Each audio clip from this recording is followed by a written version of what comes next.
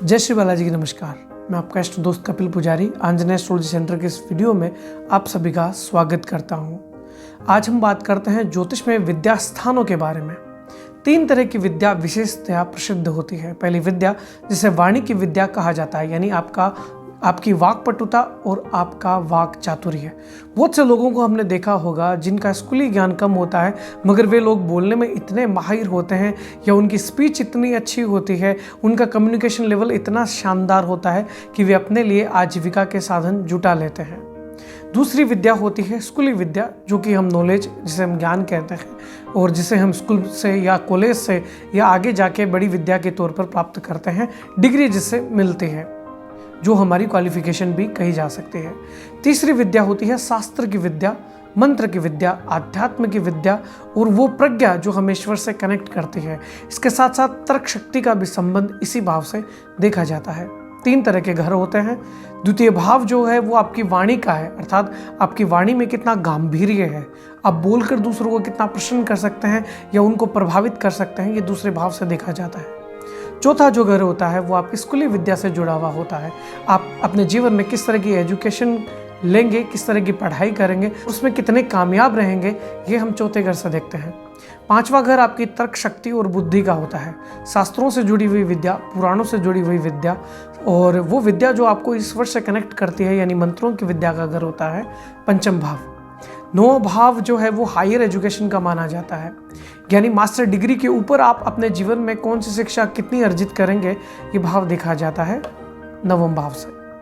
सबसे पहले हम आज बात करते हैं दूसरे भाव के बारे में।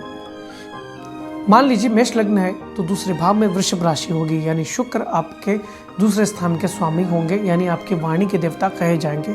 हर बार जैसे जैसे लग्न बदलता जाएगा आपके दूसरे भाव के स्वामी यानी द्वितीयेश बदलते जाएंगे। ये जो दूसरा भाव है ये आपके कुटुंब धन से भी जुड़ा हुआ है और वाणी से भी जुड़ा हुआ है।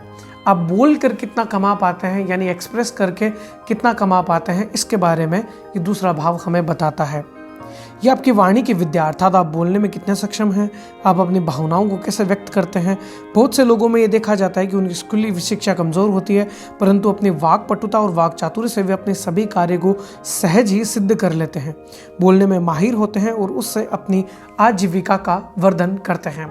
अब हम स्कूली विद्या के बारे में बात करते हैं, जिसके बारे में हम सभी जानते हैं, यानी प्राइमरी शिक्षा से लेकर ग्रेजुएशन, फिर पोस्ट ग्रेजुएशन और उसके आगे मास्टर्स के साथ साथ डॉक्टरेट इत्यादि में आप किस तरह की विद्या अर्जित करेंगे, कितनी आपकी डिग्री होगी, क्वालिफिकेशन कितनी होगी और कितने मार्क्स से आप पास आउट होंगे, ये जो भाव है चौथा वो इस बारे में बताता है। तीसरी विद्या हम मानते हैं शास्त्रीय लोकाचार एवं व्यवहारिक विद्या, जो मंत्र, शास्त्र, लोक कथाओं से जुड़ी हुई है। सामाजिक ढांचे की समझ और व्यवहारिक ज्ञान द्वारा आपको आजीविका का साधन एवं प्रसिद्धि यही विद्या दिलाती है। यही तार्किक शक्ति की विद्या भी मानी जाती है। यानी 5वां भाव जो है वो तर्क की बुद्धि का माना जाता है। 9वां भाव जो है वो हायर एजुकेशन से जुड़ा हुआ होता है। इसलिए हम कुंडली में इन भावों का सही तरीके से विश्लेषण करके ये चेक कर सकते हैं कि विद्यार्थी को कितनी विद्या प्राप्त होगी या किस तरह की विद्या में वो माहिर होगा।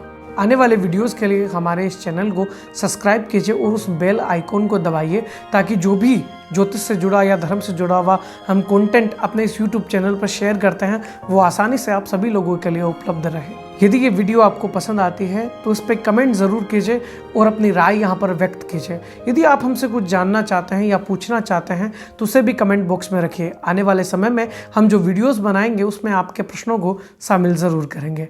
नमस्कार, जय श्री बालाजी की।